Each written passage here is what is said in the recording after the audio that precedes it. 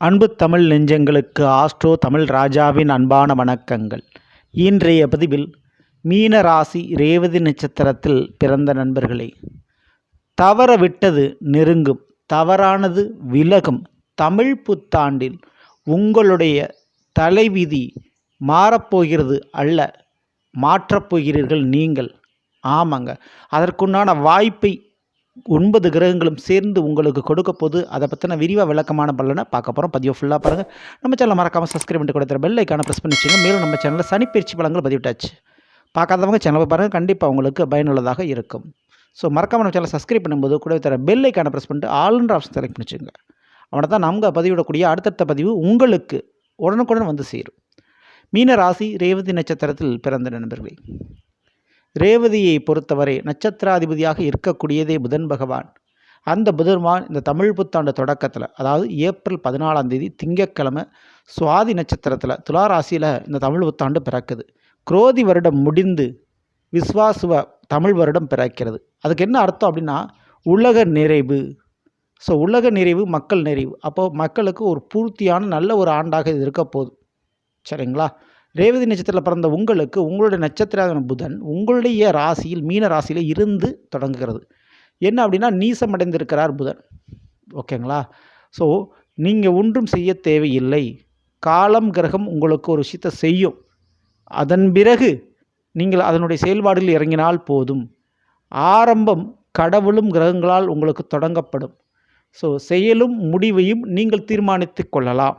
So அப்படிப்பட்ட ஒரு நிகழ்வு இந்த வருடம் உங்களுக்கு நடக்கப்போகுது.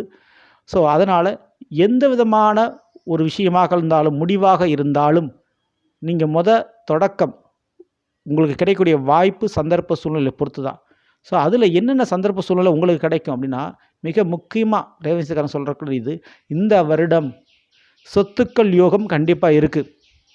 நிலம் வாங்கிறது, வீடு வாங்கிறது, நிலம் விற்கிறது, வீடு வண்டி வாகனத்தை விற்று அதனால் லாபம் பார்க்குறது, கார் வண்டி வாகனம் வாங்கிறது, வீட்டுக்கு தேவையான மிக முக்கியமான ஒரு ஆடம்பரமான அல்லது நீங்கள் ஆசைப்பட்ட ஒரு பொருளை வாங்குவது, அதே போல் கல்வியை வாங்குவது.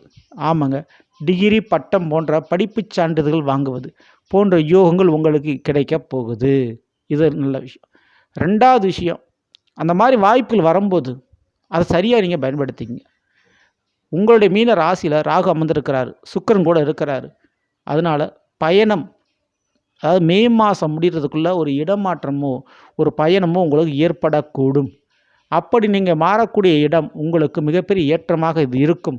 அதில் எந்த சந்தேகம் இல்லை. இந்த தமிழ் புத்தாண்டுக்கு பிறகு அலைச்சல், தேவையில்லாத பயணம் எல்லாமே உங்களுக்கு குறையுது. தவறான பழக்க வழக்கங்கள்லேருந்து நீங்கள் விலகிறதுக்கு வாய்ப்புண்டு. அதே போல் தவறான உறவுகள் உங்களிடமிருந்து விலகுவதற்கு நேர காலங்கள் வந்து கூடிவிட்டது என்று சொல்லலாம். ஸோ அப்படிப்பட்ட ஒரு விஷயம் இங்கே நடக்க போகுது. ஸோ உங்கள் கூட இருந்து தவறான பழக்க வழக்கத்தை அடிமையான எந்த உறவாக இருந்தாலும் அந்த உறவுகள் செய்யக்கூடிய தவறுக்கு நீங்கள் பொறுப்பாகி வாழ்க்கையில் கஷ்டப்பட்டு நொந்து நூறசாயிருப்பீங்க. அப்படிப்பட்ட அந்த உறவுகள் உங்களை விட்டு விலகுவார்கள். ஸோ தவறான பழக்க வழக்கத்திலேருந்தும் நீங்கள் தப்பிப்பீங்க. அதுக்கு உறுதியான வாய்ப்பு உண்டு. இப்போது செவ்வாய் நீசம் அடைந்திருக்கிறார் 5ஆம் வீட்டில். ஸோ 5ல் கடகராசியில் செவ்வாய் நீசம். அப்படி பார்க்கும்போது அந்த செவ்வாய்க்குண்டான நீச பலன் உங்களுக்கு யோகமாக அமையுது. ஏன்னா ரேவதி நட்சத்திரம் புதனுக்கு செவ்வாய் பகை கிரகம். ஓகேங்களா? இதனுடைய அடிப்படையில் நிலம் சம்பந்தமான தகராறுகள், சகோதர சகோதரிகள் வழியில் இருக்கக்கூடிய பிரச்சனைகள், டாக்குமெண்ட் ஒப்பந்தம் அல்லது போலீஸ் வழக்கு பிரச்சனைகள், இதிலேருந்து நீங்கள் இந்த வருஷம் தப்பிப்பீங்க.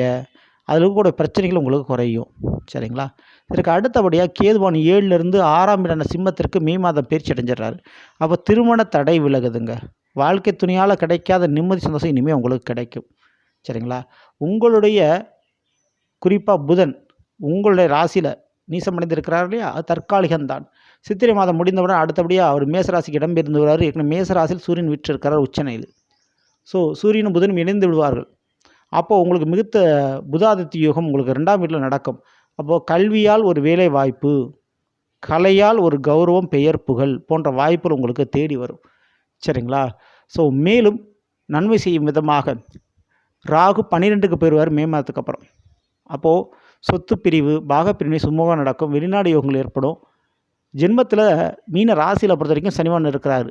உங்களுடைய நட்சத்திரத்திற்கு ரேவதி நட்சத்திரத்துக்கு வரக்கூடியது 2027 தான் வர்றாரு. அதனால் அதுவரை கவலைப்பட தேவையில்லை. சரிங்களா? ஸோ மேலும் முக்கியமாக பெரிய பொறுப்புகள் கொடுக்கப்படும். உங்களுக்கு மீறிய ஒரு வேலை வாய்ப்பு உங்களுக்கு கொடுக்கப்படும். ஆனால் அதில் தெளிவாக நீங்கள் முடிவெடுத்துங்க, அந்த பொறுப்புகளை உங்களால் சமாளிக்க முடியுமா அப்படின்றத. ஸோ பெரிய பெரிய பொறுப்புகள், பெரிய பெரிய பதவிகள், பெரியதொரு முக்கியமான விஷயங்கள் உங்களை தேடி வரலாம். ஸோ அதை உங்களால் சமாளிக்க முடியுமா அப்படின்றத யோசித்து பார்த்துங்க. ஆசைக்காக, கௌரவத்திற்காக எந்த ஒரு பொறுப்பினையும் தலை கொடுத்து மாட்டிக்கொள்ளாதீர்கள். சரிங்களா? மற்றவங்க குடும்ப பஞ்சாயத்தில் நீங்கள் தலையிட்டு மாட்டிக்காதீங்க. ஸோ இதெல்லாம் ஒரு பக்கம் இருந்தாலும், குரு பகவான் உங்களுடைய மீனத்திற்கு 3ஆம் இடம் ரிஷபத்தில் இருக்கக்கூடிய 4ஆம் இடம் மிதுனத்துக்கு அடி எடுத்து வைக்கிறார்.